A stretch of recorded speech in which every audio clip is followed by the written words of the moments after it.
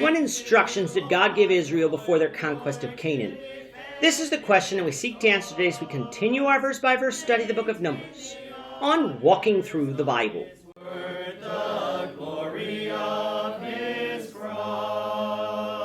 If you have a Bible with you, you can turn to Numbers 33. We're going to be reading from verses 50 to 56. If you don't have a Bible, don't worry. Just follow along with us on the screen. The version that we'll be reading from is the New King James Version. So, Numbers 33, beginning at verse 50. Now the Lord spoke to Moses in the plains of Moab by the Jordan across from Jericho, saying, Speak to the children of Israel and say to them, When you have crossed the Jordan into the land of Canaan, then you shall drive out all the inhabitants of the land from before you, destroy all their engraved stones, destroy all their molded images, and demolish all their high places. You shall dispose of the inhabitants of the land and dwell in it, for I have given you the land to possess. And you shall divide the land by lots as an inheritance among your families. To the larger you shall give the larger inheritance, and to the smaller you shall give the smaller inheritance.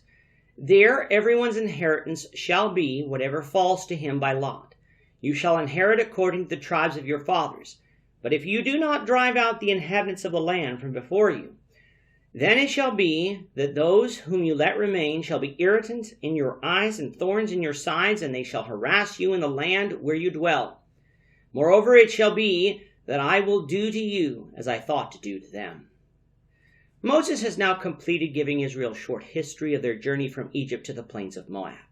The whole journey took 40 years to complete, not because God was a terrible navigator, but A, Israel stopped for an entire year at Mount Sinai to receive the law and build the tabernacle, and B, they rebelled against God in refusing to take the promised land, after which God punished Israel with wilderness wandering until the rebellious generation, which included all over the age of 20, had died off. This took 38 years to accomplish. Coming out of verse 50, we have God's instructions to Israel about their conquest of Canaan. These instructions were given by God through Moses, although Moses was about to die and would not lead them over the Jordan. Joshua would.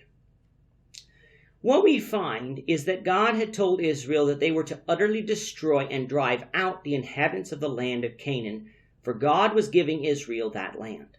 Like it was when we dealt with the story of the war with the Midianites, this is another instance where some skeptics claim that God supports ethnic cleansing or genocide. But again, such is not the case. God could have given Abraham the entire land of Canaan during his lifetime if he so chose, but he did not. Why? Was it because Abraham had no army? No, God could have had one man beat everybody if he chose. Instead, the reason was given in Genesis 15:16 that the sins of the Amorites was not yet complete. In other words, there were still people in Canaan who served God, like Melchizedek, and so God wasn't going to destroy those people along with the wicked.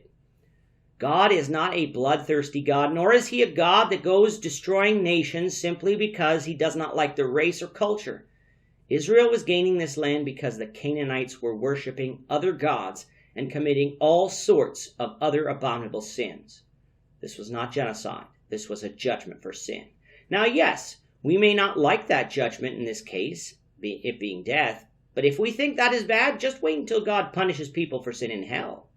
If the Canaanites were a righteous people, God wouldn't have given Israel this land. However, even in Abraham's day, the Canaanites were a largely sinful people who worshipped other gods.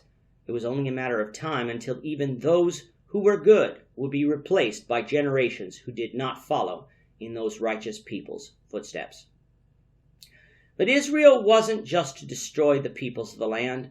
They were to destroy their engraved stones, molded images, their high places where false worship took place.